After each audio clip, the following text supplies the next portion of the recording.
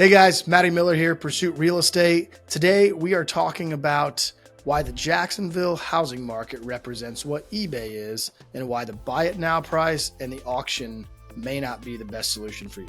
All right, guys, so a little bit of nostalgia here. A lot of us grew up betting on eBay or putting bids in and all that fun stuff. And what's cool about eBay is we all kind of remember it as, hey, everybody had the buy it now price. But the fun part about eBay is that you could auction it in hopes to get it lower than the list price. And that's basically the Jacksonville housing market. And let's be fair, the buy it now price is the list price. And very, very, very few times in the Jacksonville housing market at this moment is somebody is a seller getting their list price. It's just not happening. So it is a different market than it was in 2021 or 2022 when people were absolutely getting their buy it now price, or they were getting over their buy it now price, which is a little bit of a crazy market. So now we are back into a situation where people are bidding to get lower. And largely it's not a lot of people bidding either. It's maybe there's one or two people, maybe there's only one, and you're willing to take that. So the key that we really want to push here is that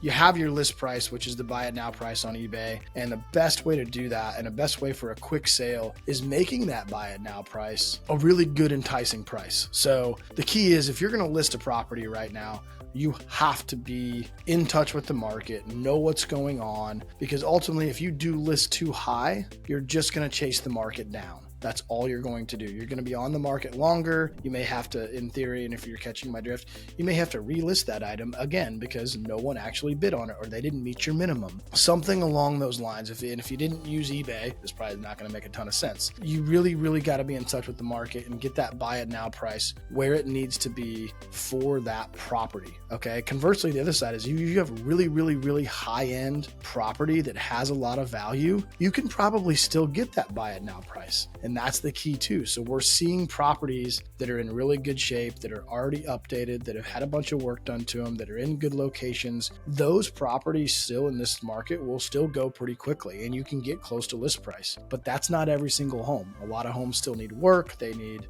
roofs or siding or an updated kitchen or whatever. But if you have a really nice home that has been updated, and I'm not referring to new sales, that's a whole nother conversation, or new construction properties, that's a whole nother conversation. But if you have a property that's unique that people just can't buy, and that's why I'm throwing new construction out of there, or anything that was really built in the last 3 or 4 years that's in major subdivisions. But if you have a beach home, let's put it that way, that's out there, that's been updated, that you've lived in for 10, 15, 20 years, whatever the situation may be, and it's a unique property that just people can't go buy, you might be able to sell that pretty quickly. So there still is a market for that. However, the average home is definitely going to auction, and it's definitely getting less than the buy it now price. So I'll just give you a couple numbers. Currently, as of last week, our buy it now strategy, we are seeing 96.3% of our list price received. So essentially, if you were listing a home at $1 million, you're telling me that property is actually probably going to go for $960,000. So do the math. It's almost 4% off of the list price on average in our market. So you're seeing properties come down. And it's a very slow process. It's not happened quickly. I continue to see it probably keep trickling down. And 96.3 is almost the lowest we've seen, with the exception, I think there was 1 week we had 96%, and then another one we had, 2 other weeks at 96. And we're also heading into the end of the fall, into the holiday season, which we're probably going to see that number go a little lower. So I do expect that as well. The key is, guys, and I won't harp on it too much, the key is, if you're going to list a property, you need to be on point with your buy it now price. And that is your list price. You got to understand that if you really want to sell it, you got to be realistic with the market. And if you're willing to let it sit on the market for 2, 3, 4, 5 months, you're going to end up taking a lot less. You're better off listing it lower, being more aggressive from the jump than you are trying to get more.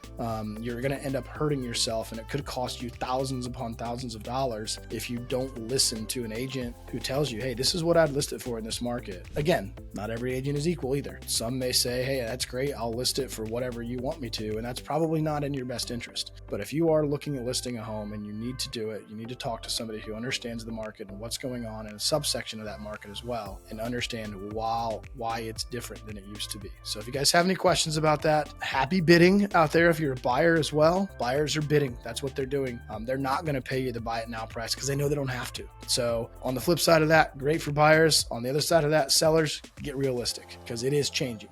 So if you guys have any questions, my name is Matty Miller with Pursuit Real Estate, and happy bidding.